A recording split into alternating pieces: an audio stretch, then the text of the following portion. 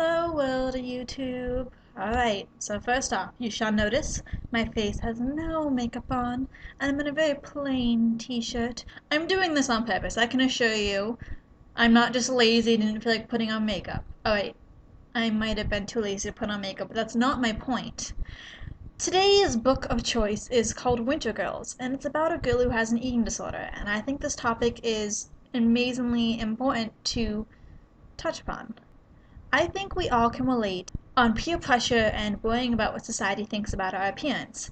And while this book doesn't necessarily touch upon that, because she has an eating disorder for other reasons, I think the topic of eating disorders in general carries a lot of weight on what people think about you. So, just to show the world that I don't give a damn what you think about me, and you shouldn't either. You should love yourself. I'm not wearing any makeup. I am wearing a baggy gray t-shirt just to show you that I can feel beautiful and I can feel strong and confident as I am, and I do not have to change myself to feel better. And you shouldn't either. You should love yourself. Wintergirls is about this girl who has an eating disorder, and she's had it for a while, but you're not really thrown into the book until midway when she finds out that her best friend, or ex-best friend, died. She died from an overdose, and that night while she was overdosing, she called the MC 34 times. So naturally, upon hearing about her death, she feels insanely guilty. This whole entire event triggers an insanely painful relapse that we, the readers, get to witness. And she goes from this semi-stable mental viewpoint right here, and by the end of the book, she's like delusional and lost it and nearly dies.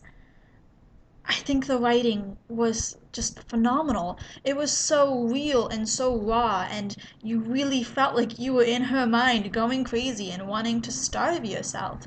One great little aspect about this book that really set it apart from the others was that when her friend died, she comes back as a ghost, or so we think. We're not sure if she's hallucinating or if she's really a ghost. And the great thing about this is she leaves it for us to wonder. Even how it ends, you think she could be crazy, she could be a ghost, and you're not exactly sure. And I just love that about the book. There are times and places to leave us wondering about what you meant when you write, and that was perfect. Now, the guy. I'm going to call him the guy because I don't think he deserves a name, because I'm thoroughly pissed at him. I kind of just wanted him to swoop in and save the day, but he didn't.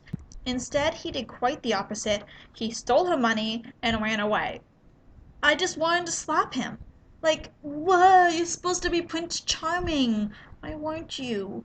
I suppose, in a way, his reaction was insanely realistic, and I cannot be all upset that he was not Prince Charming, but I still am.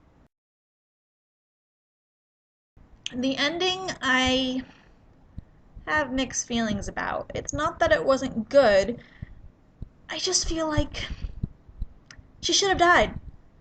Does that make me a bad person for saying that? I don't know. Let me just explain first.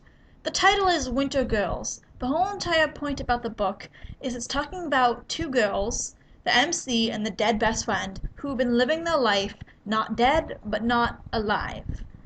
And you can't just have her crash so badly and then wrap it up in 3 pages. It's so unrealistic. I feel like sometimes the best ending isn't the warm and fuzzy one. Sometimes the best ending leaves you going, what the hell? And I feel like that was the time and place to have that ending. Does it mean that this one wasn't good? No. I did love seeing her recover, and I did love the message it sent, but I would have been more satisfied with her dying, even though I don't really want an MC to die. But hey, personal preference. All in all, it was a good book. You should also read Skin, which I'll put below. That one was better, I think, to me, because the girl with the eating disorder did actually die. It was told from her brother's perspective, so he watched her die, and I thought that was just like, okay, that's what really could happen with eating disorders. 20% of all people with eating disorders die. And in books, they always live. You line up 5 girls with an eating disorder, and 1 in 5 of them is going to be dead. And the books don't tell you that. I've only found one book with a realistic ending, and that would be Skin. You line up 20 books and only one of them ends with one of them dying. That's not realistic. I could rant on for hours about eating disorder books and how they kind of mess with the perception of eating disorders, but I won't. You should read it. It's good. If you have an eating disorder, don't read it. I don't want it to trigger you. But just embrace who you are. Embrace this book. Love thyself as you would love thy book. And have a good day.